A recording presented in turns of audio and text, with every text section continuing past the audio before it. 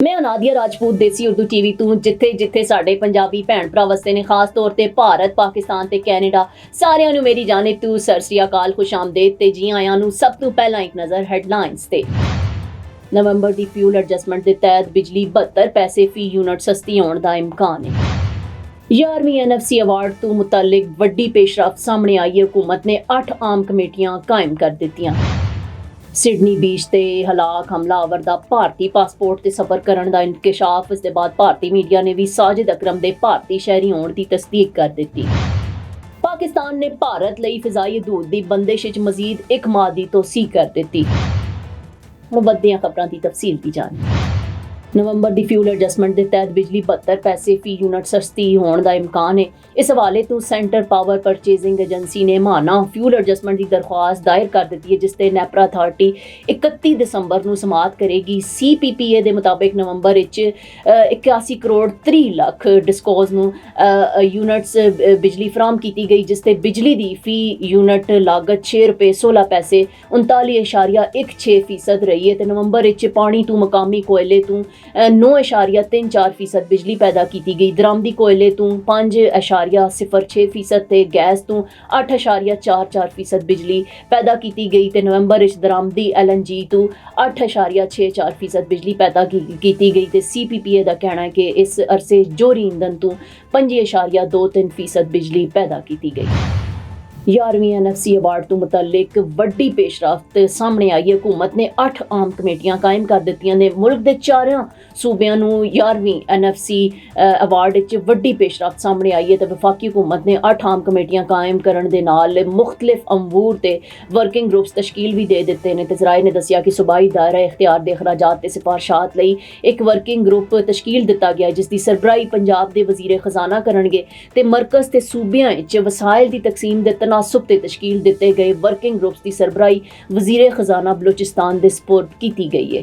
Now I am American. I have citizen. I still have my Salvadorian passport and now I have my USA passport. I am a citizen of the US. Khi cầm cái hộ chiếu Mỹ, cô rất là tự hào mình là công dân Mỹ. La ciudadanía para mí significa oportunidades. Si ya tienen el tiempo que pueden hacerse ciudadanas, que lo hagan. No pierde nada uno con intentarlo. Como dicen en México, echándole ganas, todo se puede.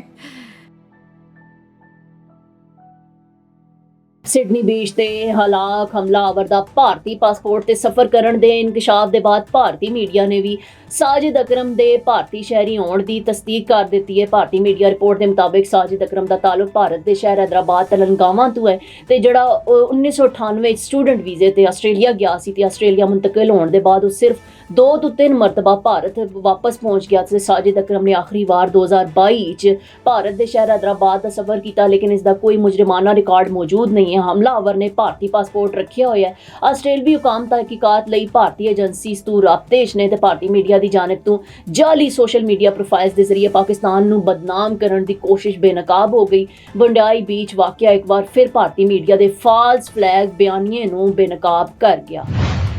Pakistan ਨੇ ਭਾਰਤ ਲਈ ਫਿਜ਼ਾਈ ਹਦੂਦ ਦੀ ਬੰਦਿਸ਼ ਵਿੱਚ ਮਜ਼ੀਦ 1 ਮਾਹ ਦੀ ਤੋਸੀਹ ਕਰ ਦਿੱਤੀ ਹੈ। Pakistan airports authority ਨੇ ਹੁਕੂਮਤ ਦੀ ਮਨਜ਼ੂਰੀ ਤੋਂ ਨਿਆ ਨੋਟਮ ਜਾਰੀ ਕਰ ਦਿੱਤਾ, ਜਿਸ ਦੇ ਮੁਤਾਬਿਕ ਭਾਰਤੀ ਰਜਿਸਟਰਡ ਤਿਆਰੀਆਂ ਲਈ ਪਾਕਿਸਤਾਨੀ ਫਿਜ਼ਾਈ ਹਦੂਦ 27 ਜਨਵਰੀ 2026 ਤੱਕ ਬਦਸਤੂਰ ਬੰਦ ਰਹੇਗੀ।